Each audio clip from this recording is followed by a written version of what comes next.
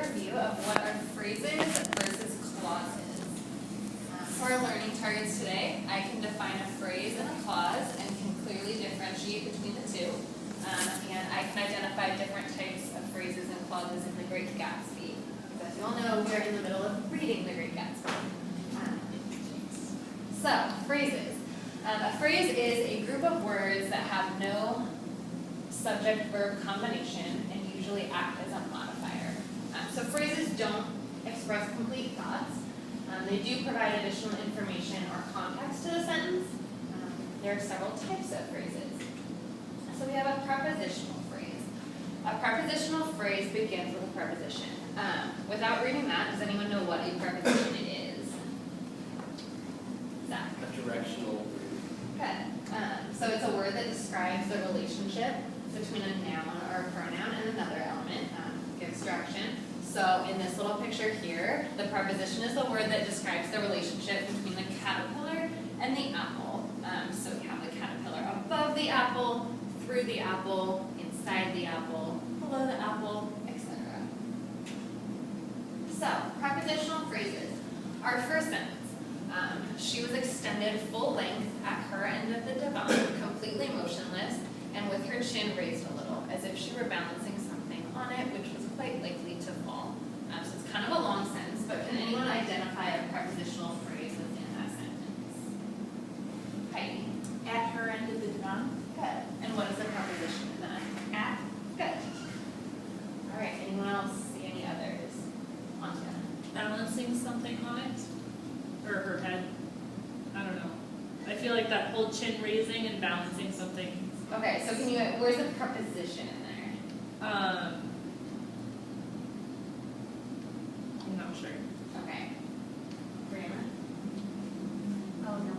No, that's not me. Okay. Can anyone find the preposition in that little chunk? Kelly? On, and it refers back to her chin. Yeah, so it should be on it. Okay. Alright, so our second sentence is the little dog was sitting on the table, looking with blind eyes through the smoke, and from time to time groaning faintly. Brandon? On the table. Good. So what's the preposition? On. Anyone else? Heidi? With blind eyes. Good. And the preposition? With? Okay. And anyone else? Jill? Through the smoke. Good. The preposition is? Through. Good. Alright, does that make sense to everyone? Thumbs up? Ooh, there's more. What? Oh, there's more. Alright, go for it. So from time to time. From and to. Alright, participial phrases. So a participial phrase begins with a present or past participle. So what is a participle? We talked about this earlier in class. It looks like a verb. A present participle ends with the ing form of a verb. The past participle is the ed form of the verb. So our first sentence, turning me around by one arm, he moved a broad, flat hand along the front vista, including in its sweep a sunken Italian garden, a half-acre of deep, pungent roses, and a snub-nosed motorboat that bumped the tide offshore. So can anyone find the participial phrase in this sentence? Kelly? Turning me around by one arm. Okay. And our second sentence, throwing a regal homecoming glance around the neighborhood, Mrs. Wilson gathered up her dog and her other purchases and went haughtily in.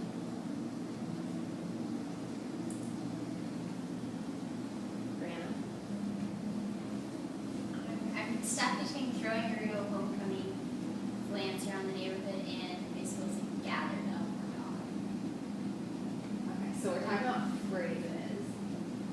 So it's not a complete thought.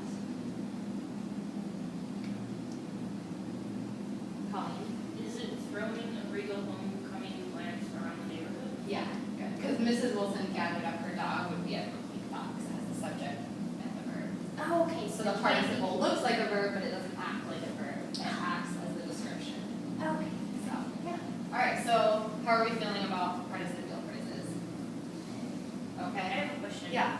So participle phrases, those are the like fancy descriptions of like the setting of what's happening in said sentence. It's the fancy description where the word looks like a verb, so like turning me around, but it's actually not a verb. Okay. It's just giving description. And they describe people, places, or things or ideas. They're adjectives. Okay. So they always describe, usually it's a person, but or a place. All right, and then infinitive phrases. So an infinitive phrase begins with an infinitive. An infinitive is that basic form of the verb, the word to plus the verb. So here we have a little English humor, to be or not to be, that's infinitive. So infinitive phrases, I want you to meet my girl. So what would the infinitive phrase here be? To meet. To meet my girl. So our first means that. And then the second sentence, all right, broken Tom quickly. I'm perfectly willing to go to town. Come on, we're all going to town. So where would the infinitive phrase be there? To go to town. Good. All right, so moving on to clauses. So this is different from a phrase. So a clause is a group of words that does contain a subject-verb combination, and it can express a complete thought, but it may not. So we have our two types of clauses. We have our little picture, our independent clause, and our dependent clause that leans on the independent clause. So independent clauses. These make a complete statement and communicate an idea by themselves. So it can be an entire sentence, like he ran. So our examples here, the party had begun, and I had been actually invited. I won't have you guys pick out the independent clause because the entire sentence is an independent clause. Dependent clauses don't communicate a complete thought, and it modifies a part of another clause. So it must be combined with an independent clause to make a complete sentence, and it depends on another part of the sentence to give it meaning. And these dependent clauses often are an independent clause that begins with a subordinating conjunction. So our first sentence, the bar, where we glanced first, was crowded, but Gatsby was not there. So what would the dependent clause be in this sentence? Where we glanced first. Or, That could be, and that or wasn't. but Gatsby was not But there. Gatsby was not there. Yeah, so that's the part I was focusing on. This is kind of a trickier sentence, but yeah, but Gatsby was not there. If you just said Gatsby was not there, that would be a complete sentence, but that subordinating conjunction, but makes it that deep. So second one, but as I walked down the steps, I saw that the evening was not quite over. So where's the dependent clause there? Copy.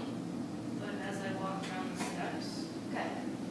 And then what's the the independent clause? Colleen. I saw that the evening was not quite over. Good.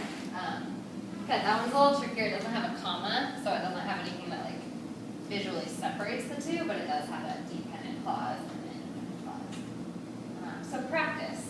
I'm going to pass out some sentences from The Great Gatsby. These ones are a little bit trickier.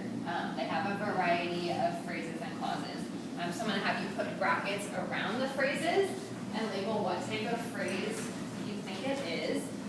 And then underline the independent clauses once and underline the dependent clauses twice. Work on this with a partner because they are tricky, so you guys can talk about it.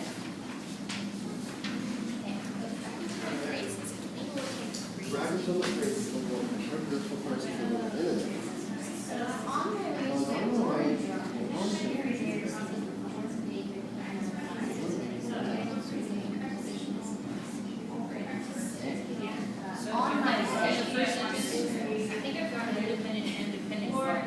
So the dependent clause in the first sentence is meaning a little back she was down in the garden. And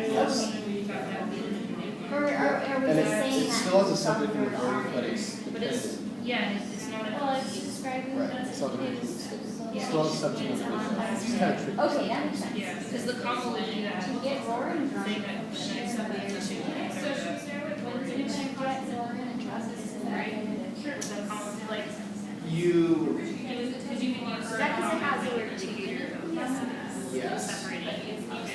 You can't. It's not just because it You has select a it's because that has No, that we're verb. talking about in this